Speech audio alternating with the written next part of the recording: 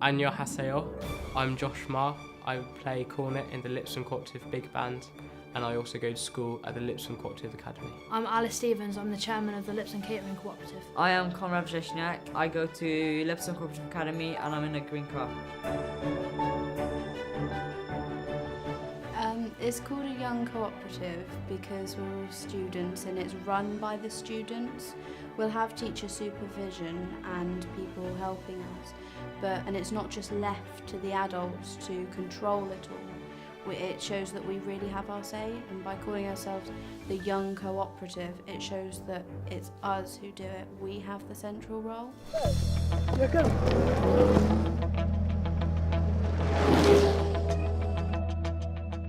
Our car is mainly run by electricity. We made it from like a polystyrene bodywork now. First we came as a kit car made of aluminium metal, but then we drove some holes inside to make it lighter.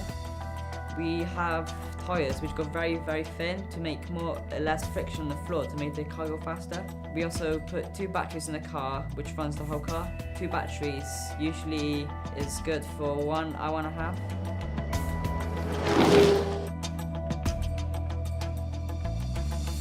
In the catering cooperative, we generally cook for different people around the school, and we are hired by people to do events and do the productions. There are about 15-16 of us, and we get together to talk about what we're going to do as a group.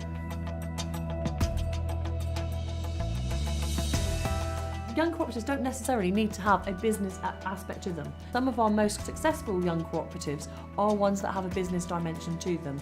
The Catering Cooperative, they take charge of events, they make food, they make the money, they then decide how that money gets redistributed in their business.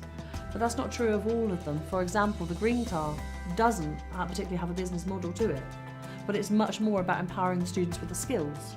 So those students have the opportunities for engineering, they have the opportunities to race cars, but they also have the opportunities to learn the softer skills about the cooperation, about working with others, and about that kind of cooperative ethos about we can achieve better together than alone. Young cooperatives are really important because you can't learn about entrepreneurship through a book. You learn by doing, and you learn by setting up a small company and making it work. There are 2 types of people. There are people who get on and do things, and there are people who sit on the sideline.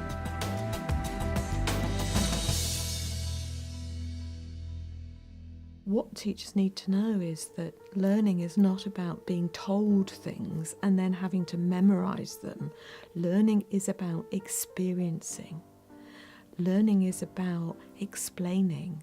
Learning is about rehearsing, and that then is really engaging and motivational for them. So school becomes something that they really enjoy doing. When I was in my 30s and 40s, I don't think I'd have understood some of the stresses the world is now facing, all the issues happening in Europe and things of that sort. Unless you develop the right values with those young people, how do we know they're going to deal with that properly and play the correct place in society? So if you take it narrowly down to the curriculum, why would we teach in mathematics certain topics and only certain topics? The reality is we should be providing an education that equips us for the future.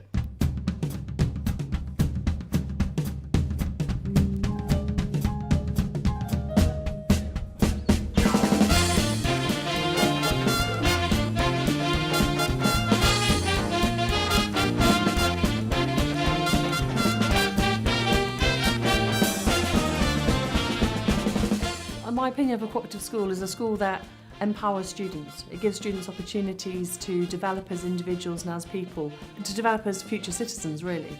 So a cooperative school is a school that enables them to do those things. It really gives them opportunities for the future, and it just enables them to grow as people. And I think it's much more than just a formal education. It's much more than just passing exams and getting a piece of paper that says they can do certain things. It's about the skills that will help them live successfully in the future.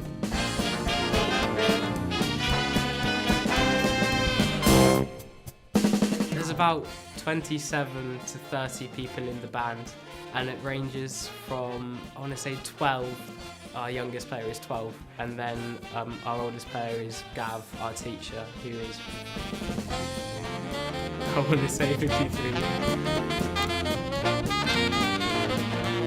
With the big band, you learn how to just be respectful of others and your environments, because if we're performing in a church, you have to be very mindful there are religious people that are going to come and watch you, and there are different people from different types of cultures and stuff that will come and watch you, so you need to be mindful of that. It was a 2-day event, so it was a whole weekend, so it was 2 days, and each day we had 6 hours each day of playing.